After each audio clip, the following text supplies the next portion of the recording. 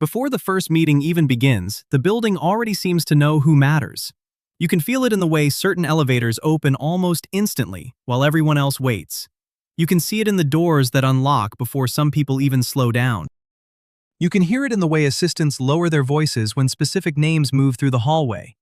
And at 6:58 in the morning, on the 32nd floor of a Manhattan tower, the building knows something about you too. You are not one of those names yet. You are standing near the glass wall with a coffee cup slowly softening in your hand. The lid is starting to bend inward from the heat. Your phone is open to a calendar invite that looks important enough to make your stomach tighten, but not important enough to make you necessary. The meeting title is vague, probably on purpose. The attendee list is not. Partners. One founder, two people from finance, someone from legal. And then, near the bottom, almost like an afterthought, your name under optional. Optional is a small word until it starts describing your entire position. Behind the frosted glass, the room is already awake.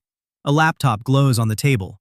A founder sits too straight in his chair, trying to look calm before a group of people with capital decide whether the next 18 months of his life will exist. You cannot see his face clearly, only the outline of his shoulders, the small movement of one hand, the nervous rhythm of fingers tapping against wood. Then a partner walks past you without slowing down. The door opens for him.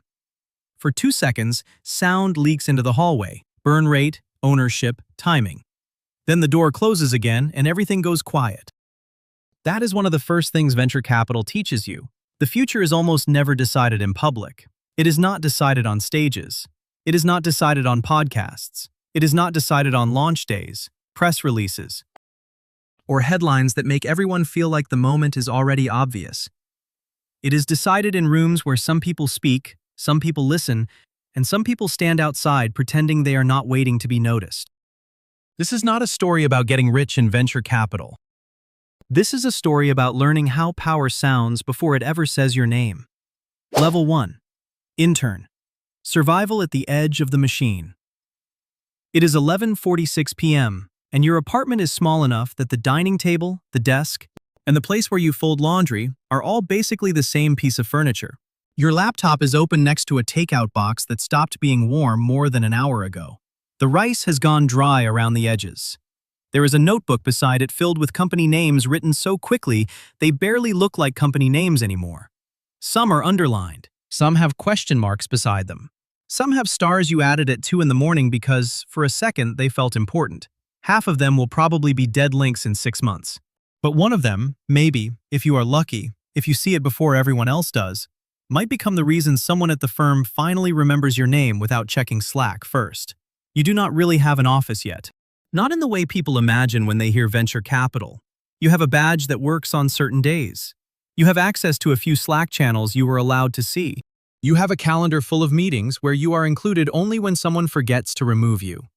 You have no carry, no vote, no seat at the table, no authority to say yes, no real authority to say no either. Your job is to find signs before they become obvious. So you spend your days sending careful messages to founders who mostly do not answer. You read product pages with broken formatting and outdated screenshots.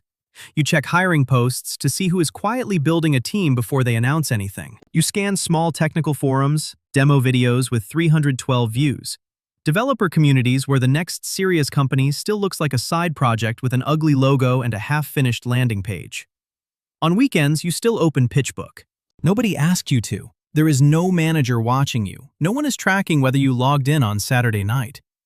But the fear has already entered your body. The fear that somewhere, right now, another scout is finding the company you missed. Another intern is sending the email you hesitated to send. Another hungry person is staying awake just a little longer than you. From the outside, the fantasy is that venture capital is about seeing the future. At this level, it is much less elegant than that. You are learning how to notice something before anyone important thinks it is worth opening. And outside the laptop, your life does not look like ambition. It looks unstable.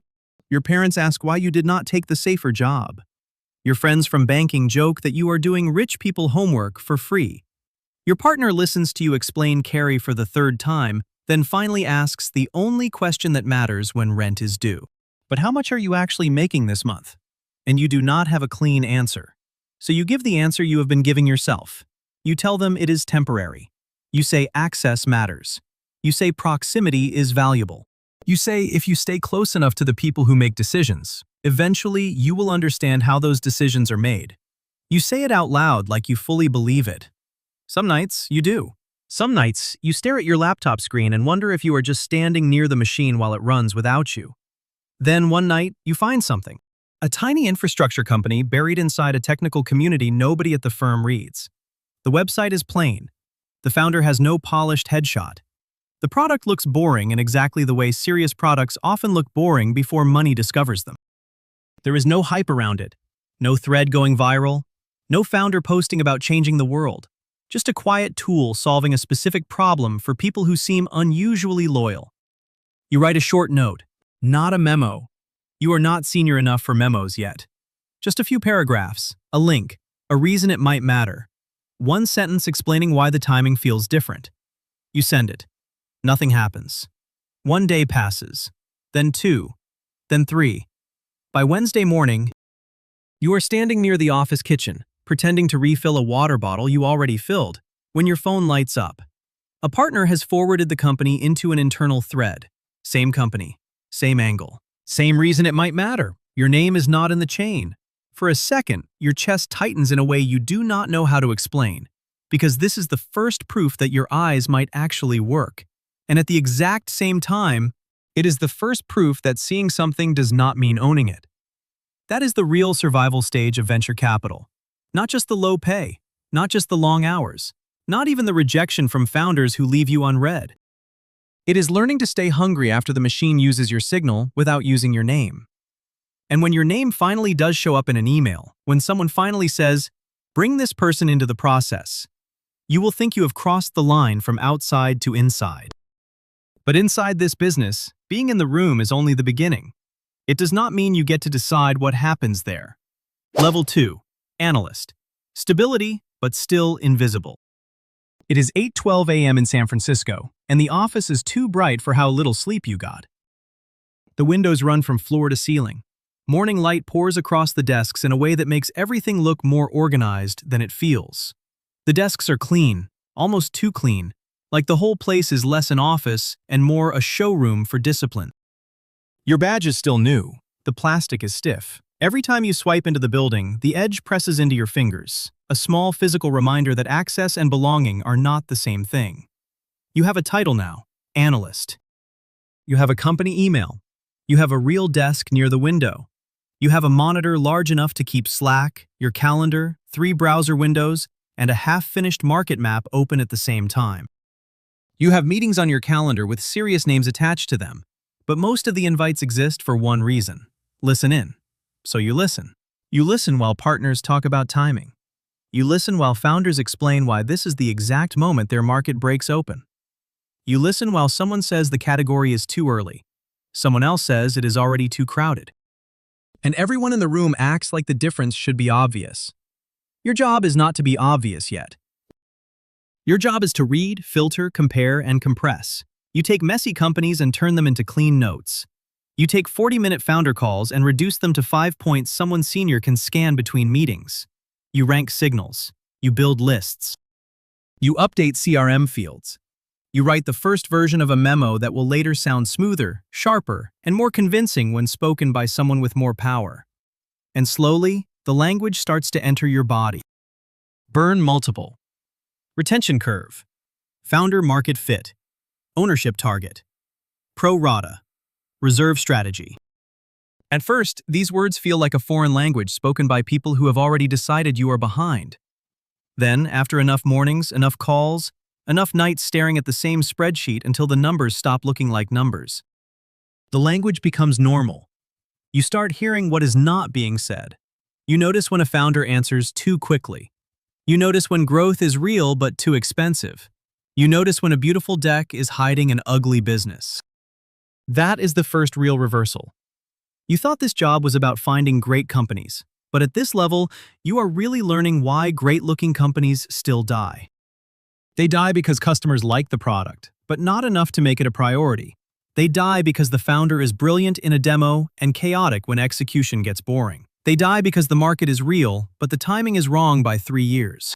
They die because the team can raise money faster than it can build trust.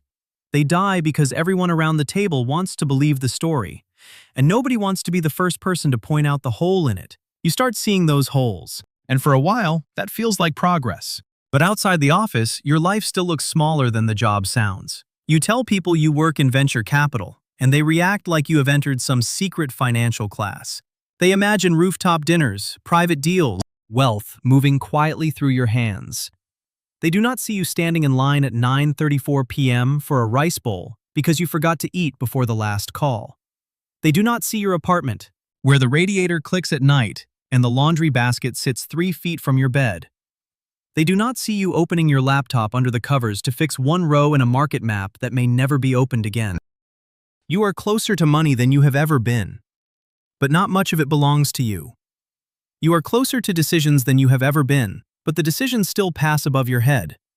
Then one afternoon, something you wrote gets pulled into the real room. It is a company you have been tracking for weeks, not loud, not famous, not one of those names that people pretend they discovered before everyone else did. But it has bothered you in a way you cannot shake. The product looked boring until you understood who needed it. The customer reviews were quiet but unusually loyal. The hiring pattern did not match a company pretending to grow. It matched a company that had found something. You stay late writing the memo. You move sections around. You cut the weak claims. You add a note about why the category looks unattractive from the outside but becomes sticky once embedded. You print it the next morning because paper still matters in rooms where people pretend it does not. At 2:17 p.m., you stand outside the conference room with the memo in your hand. Through the glass, you can see the partner at the head of the table. You are not presenting. You are not even seated. You are waiting in case someone needs a number, a source, a detail, a correction. The door opens for a second, and you hear your insight spoken out loud, but not in your words. The partner says it cleanly, better than you wrote it, sharper, more confident. The room responds because it came from him, and in that moment you feel two things at once. Pride, because you saw it first, and something colder, because the deal is not yours. The insight is not yours anymore. It has passed through you and become part of someone else's conviction. That is analyst life. You do not own the decision. You barely own the sentence. What you own is the ability to see something before the people with power need to see it. And one day, if you do that long enough, someone will stop asking you to simply find the signal. They will ask you to defend it. Level 3, Associate. Competence becomes accountability. It is 7:39 a.m., and the small conference room is already cold enough to make your fingers stiff. There are printed memo packets stacked at each seat, clipped cleanly, aligned almost too perfectly, each one carrying your work in a form that suddenly feels heavier than a document should feel. Yellow sticky notes mark the pages where the risk is hardest to explain. Not the obvious risk, not the kind anyone can point to after 5 minutes. The deeper one. The one sitting somewhere between customer enthusiasm, sales efficiency, and the uncomfortable possibility that the company looks more repeatable than it really is. You slept 4 hours. The coffee beside your laptop tastes burnt and does nothing. Your eyes feel dry.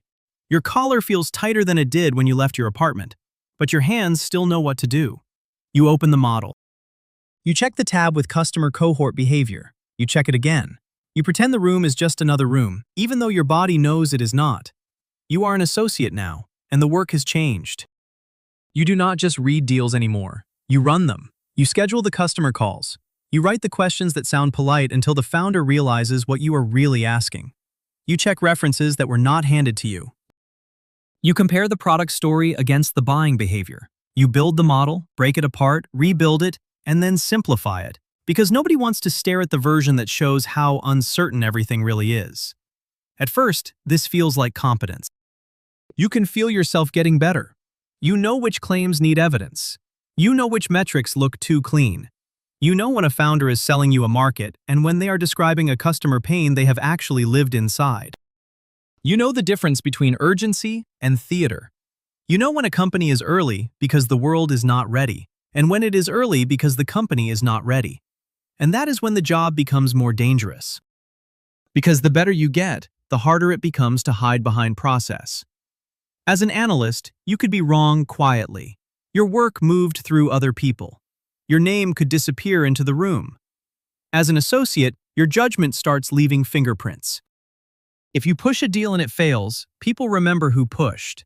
If you warn against a deal and it becomes great somewhere else, people remember that too. If you miss a risk, the miss does not stay inside the spreadsheet. It follows the check. That is the hidden rule of this level. You thought diligence was about reducing risk. It is not really. Diligence is about choosing which risk you are willing to be blamed for later. And that lesson does not stay at the office. It follows you into dinner. You sit across from someone who loves you, or at least wants to understand the version of you this job is turning you into. They are talking about something normal, a weekend plan, a friend's birthday, a lease renewal. You nod at the right moments. You say yes. You say that sounds good. But in your head, you are still on the customer call from 4:10 p.m., replaying the pause after you asked why usage dropped in month 4. 7 seconds. That is all it was. 7 seconds of silence before the customer answered. Nobody else heard it the way you heard it. Nobody else has been carrying it around all evening. But you know something was there. Maybe nothing. Maybe the entire deal. Your partner asks if you are listening. You say yes. And technically you are. Just not to the room you are sitting in. The committee meeting begins at 8:04. The founder is not there. The company is not there. Only the story of the company is there, filtered through your memo, your model, your calls, your conviction, and your fear that the one thing you did not find is the thing everyone will remember. You present cleanly. Better than you expected. The first questions are manageable. Market size, sales cycle, competitive response, hiring plan. You answer them. The room moves with you. For a few minutes, you can feel something close to control. Then one partner near the window asks a narrow question about customer behavior in the most recent quarter. It is not hostile. That makes it worse. He is not trying to embarrass you. He is trying to find the edge of what you know. You answer most of it. You explain the trend. You explain what the founder said. You explain what 2 customers confirmed. But there is a small gap between the answer you have and the answer the room wants. You can feel it as soon as the words leave your mouth. The room goes quiet. No one attacks you. No one says you failed. No one raises their voice. They just look down at the memo again. And inside that silence, you understand the level you are really in. This is not school. Partial credit does not protect conviction. Being mostly right does not always move capital. In venture, one missing detail can become the place where trust leaks out of the room. The meeting continues. The deal is not dead. But something in you has changed. You are no longer just trying to prove that you can do the work. You are learning that the work can attach itself to your name. That is what associate means. You are not just analyzing risk anymore. You are becoming someone the firm can blame, trust, promote, doubt, and eventually bet on. But defending someone else's deal will only take you so far. The next level begins when you stop waiting for a deal to be handed to you and bring back one that exists because you were there first. Level 4. Principle. Leverage through relationships. It is 5:51 a.m. and you are sitting at an airport gate with your laptop balanced on your knees. The terminal is half awake. A cleaning cart moves slowly past the windows. The coffee shop is open, but barely. Your jacket is folded over the handle of your carry-on. Your phone is charging from a battery pack. Your eyes burn in that specific way they only burn when the day starts before your body agrees to it. Your calendar has 3 cities in 4 days. New York this morning, Austin tomorrow night. Back to San Francisco before Friday, if the flight does not slip. None of it looks like the version of venture capital people imagine from the outside. There are no perfect dinners, no clean handshakes under warm lighting, no elegant scene where genius recognizes genius in real time. Most of it is waiting. Waiting at gates, waiting in hotel lobbies, waiting outside coffee shops where the founder is 12 minutes late because they were up all night fixing something nobody else knows is broken yet. At this level, you are no longer just processing deals that arrive at the firm. That is not enough anymore. Anyone competent can evaluate a company once the deck is in the market. Anyone can read a data room after the round has started. Anyone can say they have conviction after 5 other funds are already circling. Your job now is to be early enough that the company does not even look like a deal yet. You meet founders before they have a polished deck, before they know what the round size should be, before they have decided whether they are building a feature, a company, or just trying to escape a job they have outgrown. You sit across from people still using personal Gmail accounts, still arguing with their co-founder about pricing, still calling the product by a name they will change twice before launch. And you have to know which of them are worth your time before the market gives you permission to care. That is leverage at this level. Not capital, not title, not the logo at the bottom of your email. Leverage is being in someone's phone before the process starts. A founder texts you directly because you remembered the customer segment they were obsessed with 6 months ago. An operator introduces you to a former colleague because you helped them think through a hiring problem when there was no check to write. An angel adds you to a private thread where the best opportunities do not arrive as opportunities. They arrive as fragments, a sentence, a complaint, a strange new product link, a name someone says twice. Your reputation becomes less visible and more valuable. And that is the reversal. You thought reputation meant people knew your name. But in this business, reputation means they call you before they need money. That sounds powerful until you understand what it costs. Because once your edge becomes relationships, your life stops having clean categories. Dinner can be dinner, or it can be the first touch point of a company you will chase for 2 years. A casual text can be nothing. Or it can be the first sign that a founder is about to leave a larger company and build something serious. A weekend trip can be a weekend trip until a founder says they will only be in town for 20 minutes and asks if you can meet. And you do.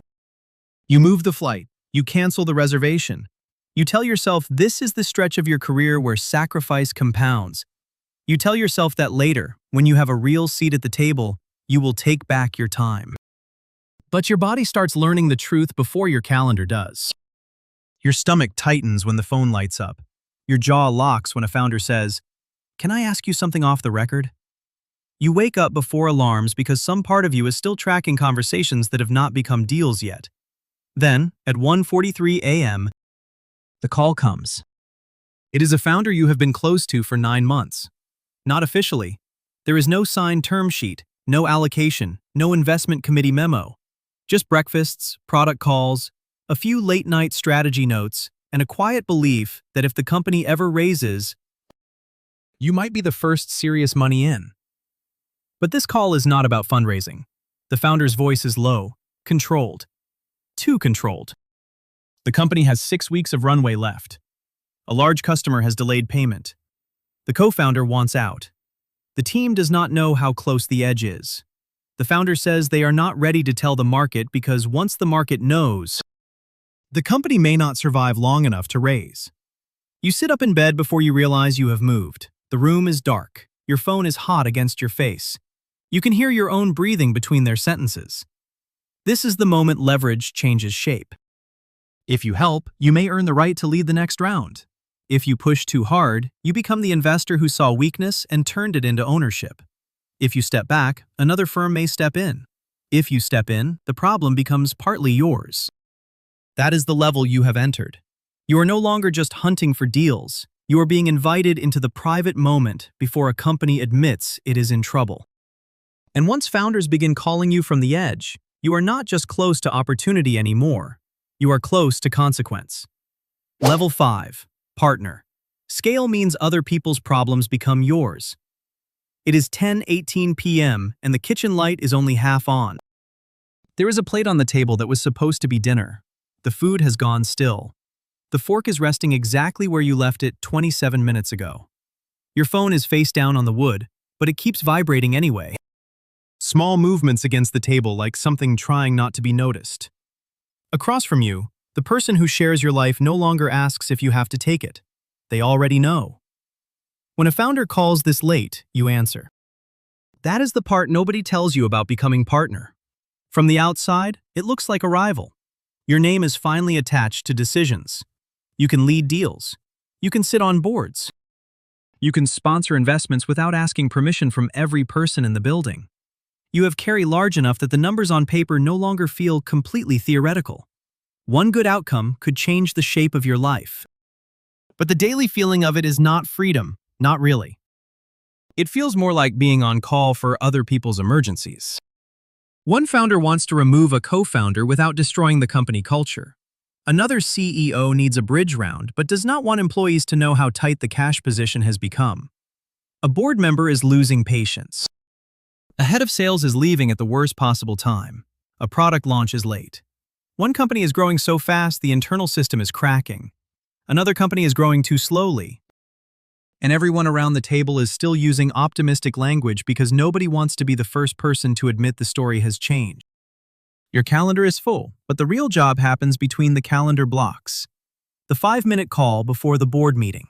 The text after the investor update. The founder asking, "Do you have a second?" When what they really mean is, "I do not know who else I can say this to." You are not only evaluating companies anymore, you are living with them. That is the difference between wanting to win a deal and having to sit beside that deal for 10 years.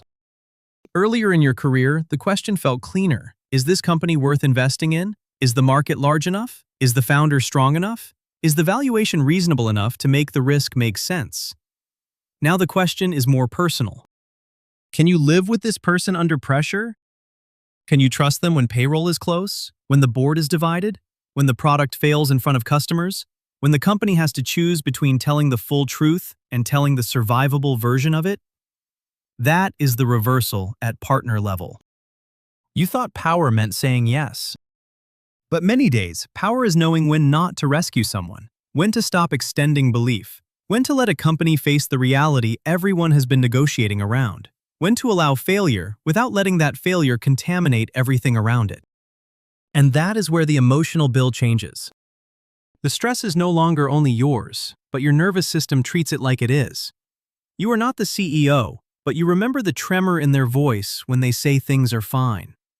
You are not the CFO, but you know which companies have less runway than the team realizes. You are not the founder's spouse, therapist, or operator, but on certain nights, you become the person holding the version of the truth they cannot say anywhere else. You learn the sounds. The bright voice that means panic is being covered up. The extra pause before a revenue answer. The phrase, "We have options," when options are disappearing. The board call where everyone knows the next round will be difficult, but nobody says down round because once those words enter the room becomes different. Then one of your companies reaches that point. From the outside, it does not look like a disaster. The website still works. Employees are still posting about the mission. Customers are still using the product. The founder still shows up to calls with the same calm face. But the next financing is not coming together. The market has cooled. The metrics are not enough. Existing investors are tired. New investors like the story, but not enough to carry the risk. The company needs more money, and everyone is looking at you because you led the round. In the board meeting, the founder turns toward you. Not dramatically, not desperately, just with the quiet expectation of someone who believes you may still know where the door is. And for a second, you feel the old version of yourself trying to save it. Make one more call. Push one more investor. Find one more bridge. Buy one more quarter. Keep the story alive long enough for the market to change its mind. But the reserves are not infinite. The fund is not a charity. And capital cannot fix a loss of belief once the market has decided the story no longer earns the price. So you say the thing nobody wants to hear. Not harshly, not loudly, but clearly enough that the room cannot pretend it was not said. More money will not solve this if the next investor no longer believes the company becomes larger on the other side. After that, the room changes. The founder looks down. Someone exhales. A board member stops taking notes. The fantasy of rescue leaves quietly, without slamming the door. That is when you understand what partner really means. Winning is not getting into the deal. Winning is surviving the responsibility of having chosen it. And once you have lived with enough of those choices, the next ambition becomes more dangerous. Because if you want more power than this, you cannot just choose founders anymore. You have to convince someone else to give you the capital to choose them. Level 6. General Partner. Power is raising the capital before you deploy it. It is 6:26 a.m. in a hotel room in Chicago, and the shower has been running for 6 minutes even though you are not in it. Your shirt is hanging in the bathroom, suspended from the hook behind the door, letting the steam pull out the wrinkles because you did not trust the hotel iron. Your suitcase is open on the floor. One shoe is still beside the bed. The room smells like coffee, dry cleaning, and that stale hotel air made for people who are never supposed to stay anywhere very long. On the desk, your fundraising deck is open. Not the first version, not the clean version, the real version. The one with speaker notes, hidden slides, backup charts, alternate wording, and one page you have rewritten so many times that the words no longer look like language. Track record, losses, DPI, unrealized value, portfolio construction, thesis for the next fund. That slide has been revised 11 times, because one wrong sentence in this room can follow you for years. You are not just investing anymore. You are asking to be trusted with capital before you have earned the right to deploy it. And the people you are asking do not think in headlines. They do not care about your best podcast answer. They do not care that founders call you. They do not care how confident you sound when the market is warm and everyone wants to believe. They have long memories. Endowments, pension funds, foundations, family offices, sovereign capital. Institutions that have watched cycles reward people who sounded certain, and then watch those same people disappear when certainty stopped working. They do not only ask where you won, they ask where you were wrong. They ask which loss taught you something real, and which loss you are still explaining too elegantly. They ask whether your edge survives when everyone else has copied the language of your edge. They ask why your strategy deserves another decade of their patience. At lower levels, power felt like getting into the deal. Then it became leading the deal. Then it became sitting on the board after the deal became complicated. But now power has moved again. It is no longer inside one company. It is in fund size. It is in allocation. It is in whether an institution gives you enough capital to keep your strategy alive. It is in whether the market still believes your firm sees something other firms do not. And this is where the reversal begins. You thought raising a larger fund meant you were winning. Then you learn that size can quietly destroy the very return profile that made you powerful. A small fund can be sharp. A smaller pool of capital can take strange risks, write focus checks, and return enough on one breakout company to matter. But a larger fund demands larger outcomes, cleaner ownership, more institutional process, and more capital deployed into categories that may not produce enough exceptional companies to justify the scale. The thing that looks like validation can become a trap. Too little capital, and you cannot compete. Too much capital, and you are forced to play a different game while still selling the story that you are the same kind of investor. That is what makes these meetings colder than board meetings. In a board meeting, everyone is trapped inside the same company. In an LP meeting, they are deciding whether they want to be trapped with you for 10 more years. So you learn to speak carefully, not softly, carefully. You cannot oversell the winners because sophisticated capital can hear insecurity inside celebration. You cannot hide the losses because losses have names, dates, valuations, and follow-on decisions. You cannot make the thesis too broad because then you sound like every other firm trying to raise money in the same market. You cannot make it too narrow because then you sound fragile. The richer you become on paper, the less simple truth you are allowed to speak. Everything has to be accurate, but also durable. Honest but not careless. Confident but not promotional. Self-critical but not weak. One sentence can become the sentence they repeat internally after you leave. One markdown can change the temperature of the entire fundraising process. One answer can make a quiet room colder. At 8:58 a.m., you walk into the LP meeting. The conference room is not impressive in the way founder offices try to be impressive. No dramatic skyline, no branded wall, no performance of innovation. Just a long table, printed materials, water glasses, and people who have read more than you hoped and forgotten less than you expected. You begin with the story you prepared. The fund, the portfolio, the companies that returned capital, the companies that have not yet proven themselves, the discipline around reserves, the thesis for the next cycle. You speak clearly. The room listens. They ask strong questions but familiar ones. You have answers. You can feel the meeting moving. Then, near the end, a woman who has been quiet for almost the entire hour looks down at the deck, then back at you. She has not been hostile. She has not been warm. She has simply been listening in a way that makes the room feel measured. And she asks, "What do you know now that your returns do not show yet?" For a second, nothing moves. Not because the question is aggressive, because it is precise. She is not asking you to repeat the track record. She is not asking you to defend the winners. She is not asking you to make the losses sound cleaner. She is asking whether you still have sight. Whether the person sitting in front of her is still learning faster than the market, or simply benefiting from decisions made by a younger version of himself in a different cycle. And in that moment, you understand what this level really is. Capital is not just something you deploy. Capital is something that keeps evaluating you. Every fundraise is an audit of your judgment. Every commitment is temporary trust. Every institution that says yes is also reserving the right to say no later, when the market changes, when your returns flatten, when your best companies age, when your strategy stops sounding early and starts sounding crowded. You leave the meeting with your face calm and your shirt finally dry. But in the elevator down, you are still hearing the question, what do you know now? Not, what did you know then? Not what made you right before, now. That is the burden of becoming a general partner. You do not get to live forever on the proof of past conviction. You have to raise money from people who are quietly asking whether your edge is still alive.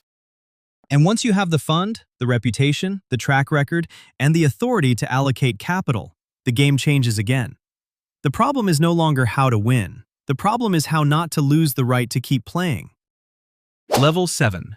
Managing Partner. Protection is the real job. It is 4:37 a.m. and you are awake before the alarm. The room is still dark. Your phone is face down on the nightstand. You have not touched it yet, but your mind is already inside last night's email, replaying one sentence with the precision of a legal document. Potential exposure. 2 words, buried in the middle of a message from counsel. Clean enough to sound controlled, vague enough to keep you from sleeping. A portfolio company may be facing a lawsuit. A founder with a public profile has become a reputational risk. A younger partner is pushing hard into a category that feels too familiar, too crowded, too loved by people who have not seen what happens when the music stops. None of these problems are fully on fire yet. That is what makes them dangerous. At this level, you wake up before things break because your job is to hear the crack early. You are the managing partner now. And that title does not mean you are finally free from the daily pressure of the firm. It means the pressure has become less visible and more complete. You are responsible for your own decisions, yes, but also for decisions other people make under the name you helped build. A partner leads a deal. Your brand is on it. A founder behaves badly. Your judgment is questioned. An internal conflict gets handled poorly. Your culture is exposed. A portfolio company collapses in public. LPs do not only ask who led the investment, they ask what kind of firm allowed the warning signs to move through the system. Earlier in your career, you wanted access. Then you wanted authority. Then you wanted capital. Now, you want the right to continue existing without the market deciding your firm is weaker than it looks. That is the part of power people rarely imagine. At the top of a venture firm, you spend less time chasing upside than outsiders think. You spend more time protecting the conditions that make upside possible. You interview potential partners and wonder not only if they can win deals, but what kind of damage they could do if their ambition outruns their judgment. You sit through internal meetings where the real topic is not strategy, but trust.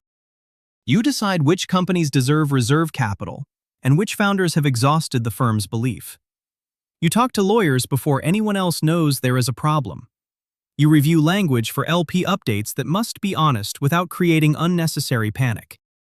You prepare answers for questions nobody has asked yet, because if they ask them first, you are already late.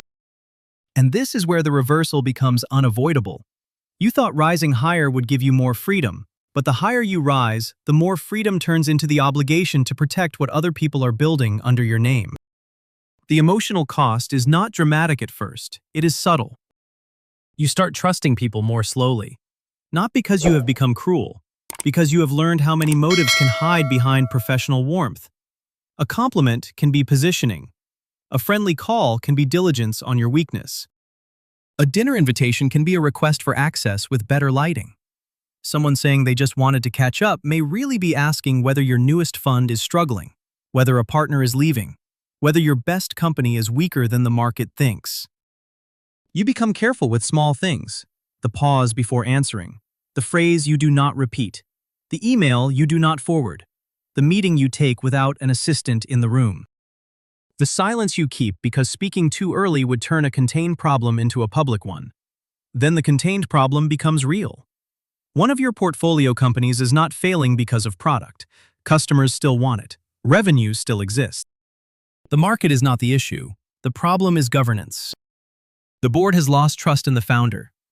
The CFO has raised concerns. A senior executive has documentation. The legal risk is not abstract anymore. The company can survive the business problem. It may not survive the truth if the truth comes out badly. You arrive at a private conference room before sunrise. You leave your phone outside. The lawyer sits to your left. The CFO sits to your right. The founder sits across the table and does not look at you. The air in the room feels dense, like everyone has already understood what the meeting is before anyone has the courage to name it. There are no heroic speeches here, no inspirational version of leadership, no clean line between loyalty and responsibility. There is only the question of what must be disclosed, who must hear it first, how much damage is preventable, and whether the firm can protect the company without protecting the wrong behavior. That is when you understand what protection actually means. It is not protecting success. It is not protecting reputation at any cost. It is deciding which part of the truth has to be said now, which part has to be verified before it is said, and which part becomes more dangerous every minute it stays hidden. You look at the founder, and for a moment you remember a much earlier version of yourself, desperate to be in the room where decisions happened. Now you are in the room. And the decision does not feel like power, it feels like weight. At the top of the firm, the job is no longer to hunt for upside. The job is to keep one mistake from becoming a fracture that runs through the entire structure of trust. But even if you protect the firm, even if you manage the crisis, even if you keep the name intact for another cycle, there is still one more layer above you, a layer that does not need its name on the door, a layer that does not need to speak at conferences, a layer that can decide whether your firm gets to exist in the next decade without ever looking like the main character of the story. Level 8. Allocator, Legacy and the Invisible Hand. It is 2:04 p.m., and the room is quieter than any venture office you have ever entered. No glass wall with a skyline behind it, no founder waiting outside with a laptop open, no glowing logo on a screen. No assistant moving quickly through a hallway with 3 coffees and a silent panic in her face. Just a long table, a glass bottle of water, and a few folders arranged with the kind of neatness that tells you someone read everything before you arrived. Across from you sits the person who can change the next 10 years of your firm without raising their voice. They are not famous in the way venture capitalists become famous. They do not post threads about the future. They do not go on podcasts to explain what everyone else is missing. Founders do not recognize them in hotel lobbies. Young investors do not quote their interviews because there are almost no interviews to quote. But they control allocation. That word sounds quiet until you understand what it really means. It means which fund receives another commitment, which fund gets reduced, which manager gets watched for one more cycle, which strategy moves from interesting to too crowded, which emerging firm never receives enough institutional capital to become a real platform, which famous firm is no longer as safe as it looks. From the outside, venture capital appears to be the layer that chooses startups. But at this height, venture capital becomes something else entirely. It becomes an asset class. A manager, a line item, a risk bucket inside a larger portfolio that also contains public equities, private equity, real estate, credit, hedge funds, cash, liabilities, politics, committees, time horizons, and promises made to people who will never know your name. That is the final reversal. You thought venture capitalists selected the future.